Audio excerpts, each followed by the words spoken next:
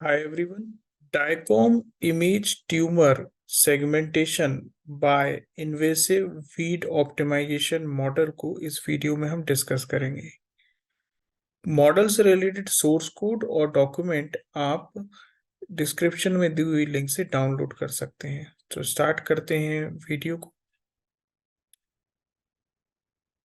Digital image segmentation में आपको जो इमेज है या जो मैट्रिक्स इमेज की है उसको नंबर ऑफ रीजन्स में डिवाइड करना होता है। अब यहाँ पर हमारा जो वर्क है उसमें ट्यूमर सेगमेंटेशन का हमारा वर्क है, तो हम इमेज को दो पार्ट में डिवाइड करेंगे, एक ट्यूमर रीजन और बाकी बचा हुआ जो इमेज होगा वो नॉन ट्यूमर रीजन होगा। इसमें जो आपका एमआरआई या डाइकॉम फॉर्मेट की जो इमेजेस होती हैं उसमें ये जो पोर्शन है ये स्कल पोर्शन है, इसके अंदर ये ब्रेन है और ये ट्यूमर है। तो और बचे हुए पार्ट को भी हम एक सेगमेंट या क्लास मान सकते हैं, जिसको हम थर्ड सेगमेंट मान सकते हैं।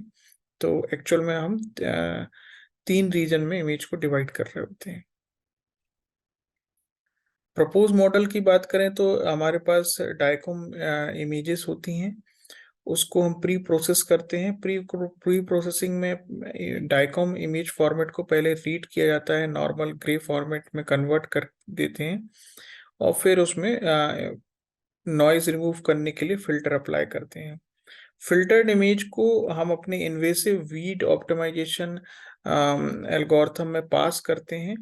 इन्वेसिव वीड ऑप्टिमाइजेशन एल्गोरिथम में जो आपके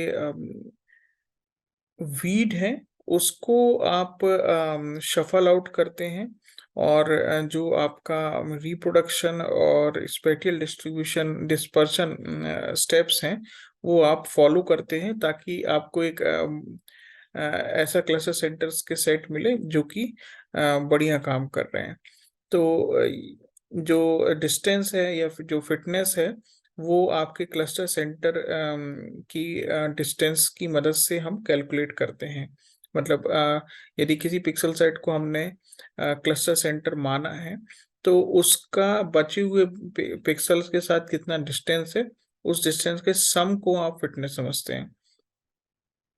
तो ये जो रिप्रोडक्शन है या स्पेटियल डिस्पर्शन है ये क्रॉस ओवर में काउंट होगा और इसी टाइप से फिर आपका पॉपुलेशन अपडेट होके आपको लास्ट में क्लस्टर सेंटर्स मिलेंगे और उस क्लस्टर सेंटर की मदद से आप इमेज को सेगमेंट करेंगे। क्लस्टर सेंटर जो है ट्यूमर रीजन के अलग होंगे और नॉन ट्यूमर रीजन के अलग होंगे।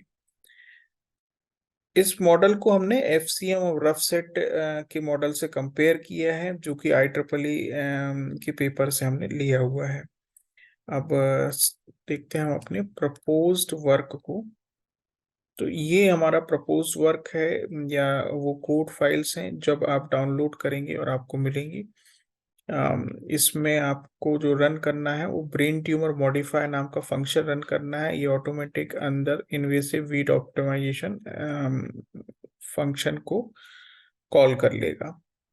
रन करने के लिए आप रन बटन पे क्लिक करेंगे, वो आपसे एक इमेज का सेट मांगेगा, आप एक इमेज पास कर देंगे। क्योंकि ये अनसुपरवाइज्ड है तो यहाँ कोई ट्रेनिंग सेट उसमें पास करने की अलग से जरूरत नहीं होती है।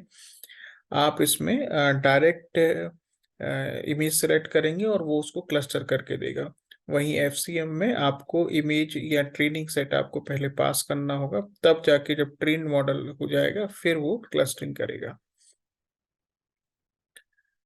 डाइकॉम इमेजेस, एमआरआई इमेजेस या सार इमेजेस में सेगमेंटेशन ऑपरेशन लोगों ने परफॉर्म किए हैं, हमने भी उसी टाइप के मॉडल्स डेवलप किए हैं। और भी जो हमने टाइप ऑफ क्लासेस जो सेगमेंटेशन में हमने इम्प्लीमेंट किया है उसको आप डाउनलोड कर सकते हैं। हमने उससे रिलेटेड भी वीडियो बनाए हैं। अभी ये आपसे ग्राउंड ट्रुथ इमेज मांग रहा है। ग्राउंड ट्रुथ इमेज मतलब वो इमेज का पोर्शन होता है जो आपका एक्चुअल ट्यूमर रीजन है। तो मैंने वो उसमें पास कर दिया उस पर्टिकुलर इनपुट इमेज के अकॉर्डिंग। और यहाँ पर जो आपको आउटपुट है वो कमांड विंडो पे मिलेगा, ये कमांड विंडो है।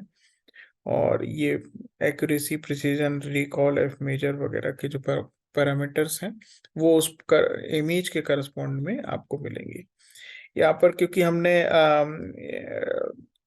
इन्वेसिव वीट एक जेनेटिक एल्गोरिथम होती है, तो आपको हर बार हर रन पे अलग अलग वैल्यूज मिल सकते हैं, तो आप बेस्ट 2 या बेस्ट 3 में से रख सकते हैं अपने एक्सपेरिमेंटल सेक्शन में।